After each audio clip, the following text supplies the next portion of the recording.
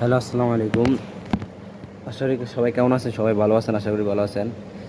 আমার ফেসবুক পেজে যারা নতুন আছেন সবাইকে স্বাগতম। যারা নতুন আছেন সবাই আমার ফেসবুকে ফলো করবেন। আজকে অন্য একটা কথা বলবো।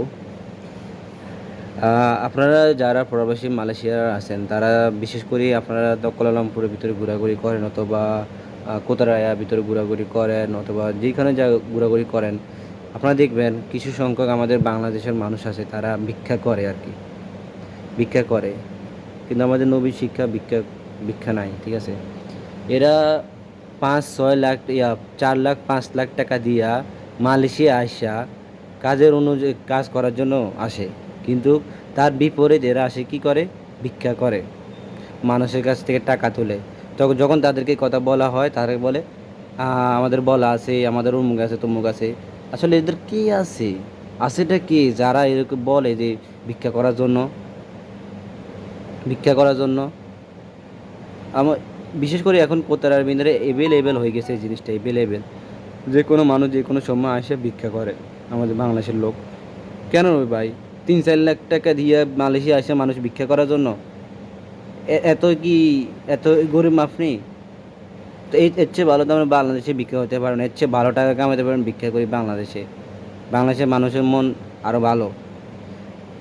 হ্যাঁ, মালয়েশিয়া তো ভিক্ষা করতে পারেন। মালয়েশিয়া আপনার 3 লাখ 4 লাখ 5 লাখ টাকা দিয়ে মালয়েশিয়া এসে ভিক্ষা করেন কেন? একটু আল্লাহ আপনার হাত দিছে কাজ করার জন্য, পা দিছে হাঁটার জন্য, মাথা দিছে জ্ঞান বুদ্ধি খাটানোর জন্য। আপনার জ্ঞান বুদ্ধি কি নাই?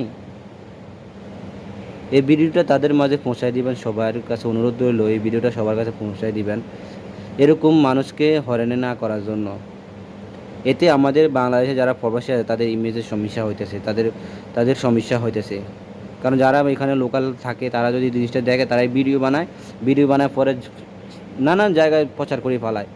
যখন মাঝে মাঝে এসব ভিডিও আমাদের কাছেও আসলে আমরা দেখলেও আমাদের কাছে খারাপ লাগে, ঠিক আছে? আমাদের কাছেও খারাপ লাগে। তো আশা করি আপনারা জিনিসটা বুঝতে পারবেন। নেক্সট টাইম এরকম না করার জন্য ভালো। এখনও আছে, আমি ইএসকেল, যে মালয়েশিয়া পাসপোর্ট সার্ভিস, ইএসকেল, ওখানেও ভিক্ষা করে মাঝে মাঝে। আমি একবার আমি যাওয়ার পরে দেখছিলাম ওখানেও মানুষ ভিক্ষা করে। তো আশা করি ভিডিওটা সবার মাঝে শেয়ার করে দিবেন। আর আমার ফেসবুকে যারা নতুন আছেন সাপোর্ট করবেন, ফলো করবেন। আল্লাহ হাফেজ।